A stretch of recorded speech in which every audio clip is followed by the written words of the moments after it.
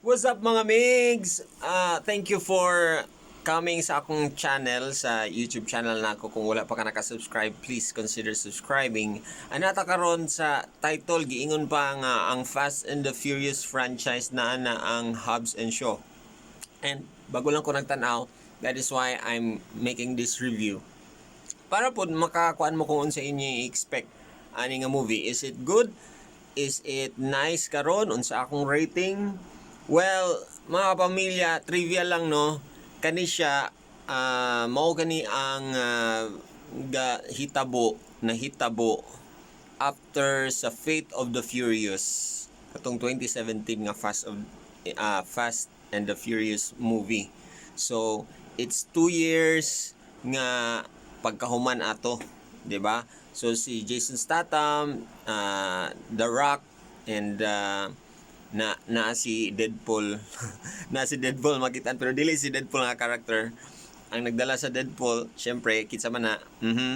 And naapay kay makitaan nga mga celebrity cameos nga makita nimo ani nga movie. Expect lang ana, don't be so surprised kay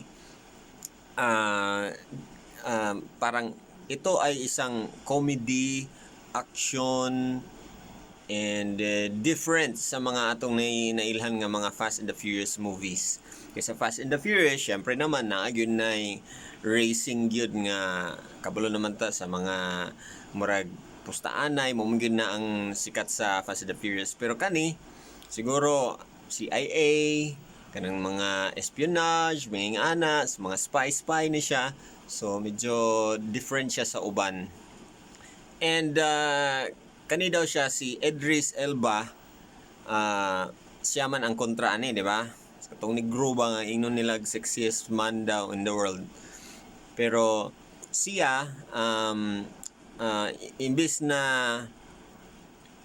himuon siya og Black James Bond ani nga movie, siya mismo badlungon man gud ni siya. So siya ray naghimo sa quote nga nakita nato sa trailer nga Black Superman. So siya na nagbuot kay dili siya siguro ganahan nga Black James Bond, pero trivia lang, posible o gina-consider siya sa role sa pinakaunang James Bond nga negro. So puon-puon basin makita nato na siya na nga role. But eto na, ang akong rating ani nga movie is I think 9. Dili gid siya mahimong 10. Ngano? Daghan kayo parts sa movie nga daghan kayo kana bitong parehas sa Aquaman nga daghan kayo kanang bitong mga moments ang iyang murag posing something like mga shots ba nga murag kanang nga mga shots bitaw kanang karang something nga ba mga posing nga mga shots daghan kaayo, medyo nasubraan ra ko. And parang trying hard kayo nga mahimo og Joker. Naay parts dili kay ko jokeran man good. So siguro dili kayo effective ang iyang sense of humor.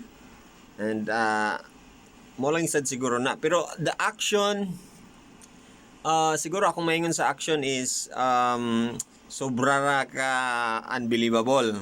Pero kung mo bitaw nga pananaw ang tao og Fast and the Furious kay og kanang mga action movies, because they want to see something new, they want to see something exciting, something na wala pa nimo nakitaan before. So I think if kana imong gusto may baw-an makitan aning nga movie, malingaw ka, I'm sure. And I'm sure nga kaning sa mga action nga mga ganahan kay mga action movies diha, I think para ni sa inyo nagyo yung mga imposible sa mga bakak-bakak di na mahitabo sa uban, no? Posible nga madismaya ang mga dili mahilig og action. Lain na katoy kay mura man tuguan dili katuan ana. Pero I still encourage you nga mo tan-aw gyapon ani nga movie. And dili siya perfect, Pero syempre syempre na ang gist sa movie is still family and still about kuan ka ng taking care of your siblings ana.